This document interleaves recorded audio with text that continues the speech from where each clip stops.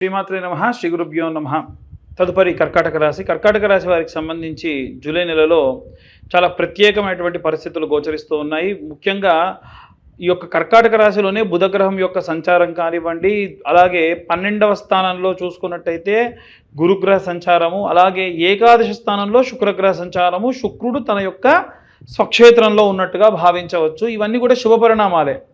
కానీ లగ్నంలో బుధుడు అంటే ఈ యొక్క కర్కాటక రాశిలో బుధుడు ఉన్నాడు అనంటే ఈ రాశి వారు ఏదన్నా వ్యాపారం ప్రారంభించబోతున్నారని అర్థం.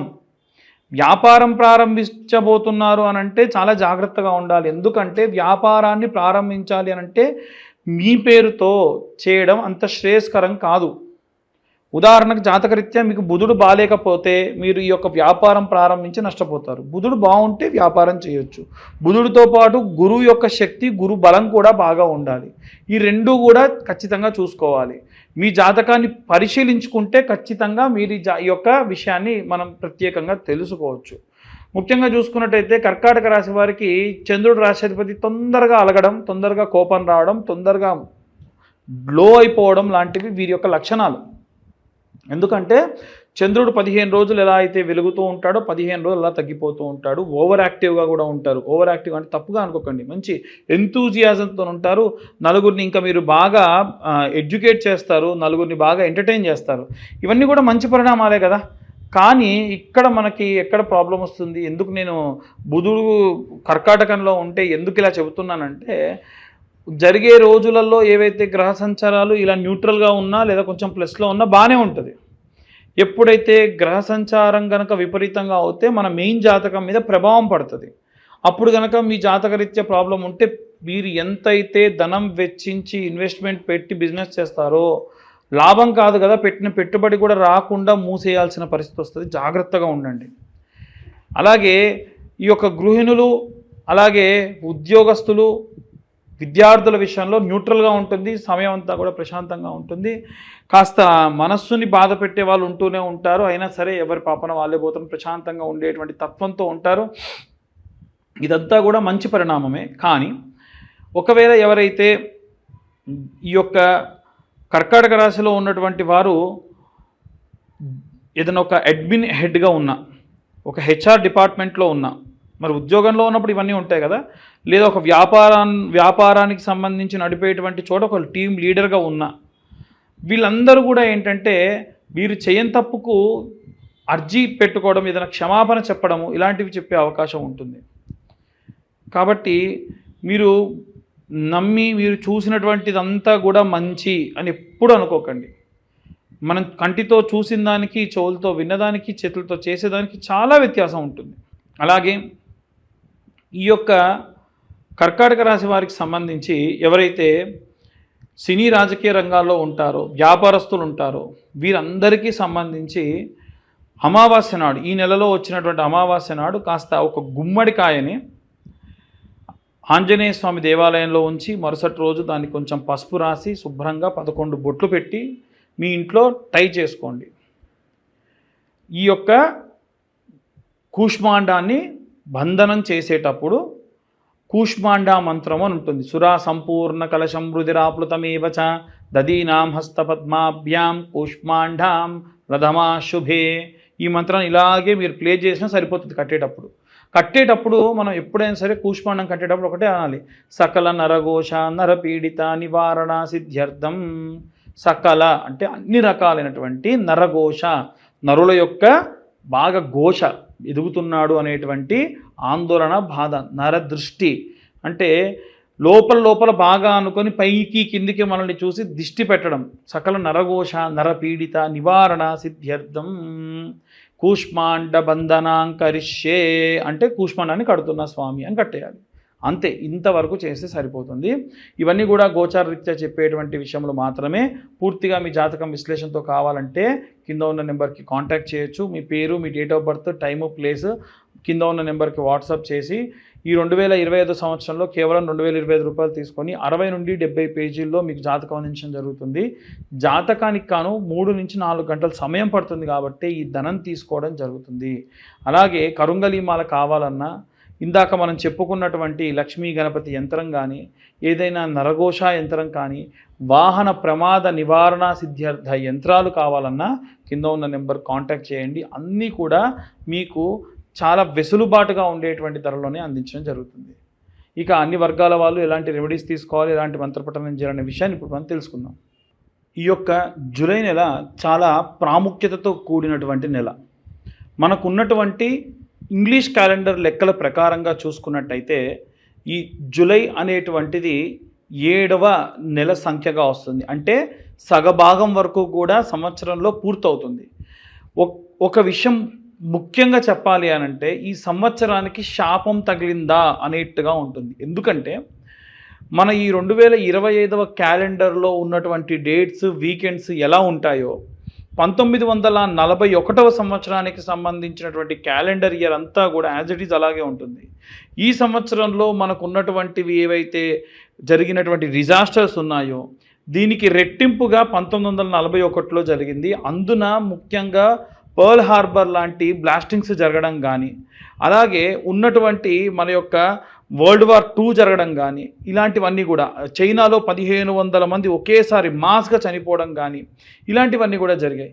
మనం ఈ సంవత్సరం చూసుకుంటే కాలిఫోర్నియాలో జరిగినటువంటి ఆ యొక్క అడవి అంతా కూడా తగలబడి ఎన్నో జీవులు చనిపోవడము, అక్కడి నుంచి మొదలై ముఖ్యంగా మన భారతదేశంలో పెహల్గాం దాడి కానివ్వండి, రైల్వే యాక్సిడెంట్ కానివ్వండి, మొన్న రీసెంట్గా జరిగినటువంటి ఎయిర్ ఇండియా క్రాష్ కానివ్వండి, చాలా వరకు మాస్ సంఖ్యలో జనాలు చనిపోతూ ఉన్నారు. ఇదంతా కూడా గ్రహస్థితికి సంబంధించినటువంటి విషయం. కేవలం మనకు 6 నెలలు మాత్రమే పూర్తయింది, ఇంకా 6 నెలలు జరగబోతూ ఉంది. మన తెలుగు లెక్కల ప్రకారంగా అయితే ఇంకా మనకు 8 నుంచి 9 నెలల పాటు మన యొక్క తెలుగు క్యాలెండర్ అనేటువంటిది ఉంది. కాబట్టి జనాలందరూ కూడా చాలా జాగ్రత్తగా ఉండాలి. ముఖ్యంగా ఈ సంవత్సరంలో చూసుకున్నట్టయితే మనకు గతంలో గడిచినటువంటి రోజుల్లో షష్టగ్రహ కూటమి కానీ, పంచగ్రహ కూటమి కానీ, అలాగే శని తిరోగమనం కానీ ఇవన్నీ కూడా మనం దాటుకుని వచ్చాం. అలా దాటుతూ ఇప్పుడు ప్రత్యేకంగా ఏంటంటే ఫలానా రాశి వారిని టార్గెట్ చేయడం అనేటువంటిది జరుగుతూ ఉంది. ఉదాహరణకు శని మీనంలో ఉన్నాడు, ఏలినాటి శని ప్రభావం మీనరాశి వారికి అది యుక్త వయసులో ఉన్న వాళ్ళకైతే మొదటి దశ, లేదా కాస్త 3 పదులు దాటిన వారికైతే 2వ దశగా ఉంటుంది. కాబట్టి శారీరకమైనటువంటి బాధలు కానీ, యాక్సిడెంట్స్ కానీ, లేకుంటే ఆపరేషన్స్ కానీ జరిగే అవకాశం ఉంటుంది. అలాగే ఉన్నటువంటి అన్ని రాశుల్లో శని 4వ స్థానంలో మిథున రాశిని చూస్తూ ఉంది, అంటే వారికి అర్ధాష్టమ శని. 8వ స్థానంలో తులారాశిని చూస్తుంది, అంటే వారికి అష్టమ శని. అందున ప్రత్యేకంగా సింహరాశి వారికి వచ్చేసి ఈ యొక్క కుజుడు మరియు కేతువు కలిసి ఉన్నారు. ఒక్కసారి మీరు ఎవ్వరైనా సరే జూలై నెలలో ఉన్నటువంటి రోజు ప్రారంభం ఎలా అవుతుంది అనేది ఓపెన్ చేస్తే రాహువు కేతువుకి ఇటుపక్క అంతా ఎవరు ఉండరు, మిగిలిన అన్ని గ్రహాలు అటుపక్క ఉంటాయి. ఇది సాధారణంగా ఒక మనిషి ఎవరన్నా పిల్లవాడు పుడితే అది కాలసర్పదోషము అని అంటారు. అంటే కాలసర్పదోషం అంటే ఏది అంత సులువుగా జరగదు, ఏది అంత ప్రశాంతంగా జరగదు, అన్ని ఇబ్బందులతో ఉంటారు, మనదాకా వచ్చి పనులన్నీ కూడా వెళ్ళిపోవడం జరుగుతుంది, ఇలాంటివన్నీ కూడా జరుగుతూ ఉంటాయి. కాబట్టి జూలై నెలలో అందరూ కూడా చాలా జాగ్రత్తగా ఉండండి. ముఖ్యంగా ఇంట్లో ఉన్న గృహిణులు దయచేసి మీకున్నటువంటి ఆచారాలు పద్ధతులు పాటించండి. ఎట్టి పరిస్థితుల్లో ప్రతి శుక్రవారము, ఆదివారము అమ్మవారికి సంబంధించి కుంకుమార్చన చేయండి. ఎన్నో మార్లు నేను ఇంతకు ముందు కూడా ఈ విషయం చెప్పాను. చిన్న పసుపు ముద్దను తయారు చేసుకొని శుక్రవారం నాడు కుబేర కుంకుమతోని కుంకుమార్చన చేయండి. పచ్చకర్పూరము కుంకుమ కలిపిన కుంకుమతో కుంకుమార్చన చేయండి. వారమంతా కూడా ఆ కుంకుమని ఇంట్లో ఉన్న వాళ్ళకు పెట్టి పంపించండి. తులసి కోటలో పూజ చేసినప్పుడు ఆ తులసమ్మ దగ్గర ఉన్న మట్టి కొంచెం తీసి బాగా వస్త్రకాయితం అంటారు మెత్తగా చేసి అది కుంకుమలో కలుపుకోండి, పచ్చకర్పూరం కలుపుకోండి, దానివల్ల పురుగు పట్టదు. అలా ఎందుకు అనంటే అపమృత్యు భయాన్ని తీసేస్తుంది తులసి యొక్క మట్టి. అలాగే విద్యార్థుల విషయానికి వస్తే ఈ సంవత్సరం విద్యా వ్యవస్థలో విపరీతమైనటువంటి మార్పు వచ్చే అవకాశం ఉంది. అంటే ఇప్పటి వరకు మనం చదువుకున్నటువంటి విద్య ఏదైతే ఉందో వాటన్నిటికీ కూడా అసలు ఎవ్వరూ ఊహించినటువంటి మార్పులు జరిగే అవకాశం ఉంది. పిల్లలందరూ కూడా మేధా దక్షిణామూర్తికి సంబంధించినటువంటి ఈ యొక్క జపము, మంత్రము లాంటివి చదువుకోవడం, స్తోత్రం కనీసం రోజు ఒకసారి వినడం చాలా మంచిది. అలాగే ఎవరైతే ఉద్యోగస్తులు ఉంటారో అనవసరమైనటువంటి పోకడలకు పోయి ఉద్యోగాన్ని మారాలనేటువంటి దాని జోలికి పోకుండా వీలైనంత వరకు కూడా బృహస్పతి గ్రహానికి సంబంధించిన జపం చేసుకోండి. ఆ మంత్రం ఏమిటంటే గురు అరిష్టేతు సంప్రాప్తే గురు పూజాంచకారయేత్ గురుధ్యానం ప్రవక్ష్యామి పుత్ర పీడోపశాంతయే. అలాగే ఈ యొక్క వ్యాపారస్తులందరూ కూడా వీలైనంత వరకు కనక పుష్యరాగము అనేటువంటి స్టోన్ని లాకెట్గా కానీ లేకుంటే కనక పుష్యరాగాన్ని ఉంగరంగా మాత్రమైనా సరే ధరించడం చాలా చాలా శ్రేయస్కరం. అలాగే ఎవరైతే వ్యాపారస్తులు ఉంటారో వీరు మాత్రం వ్యాపారం అభివృద్ధి చెందాలి అని అంటే నిత్యము నైమిత్తిక కర్మలు చాలా చేయాలి.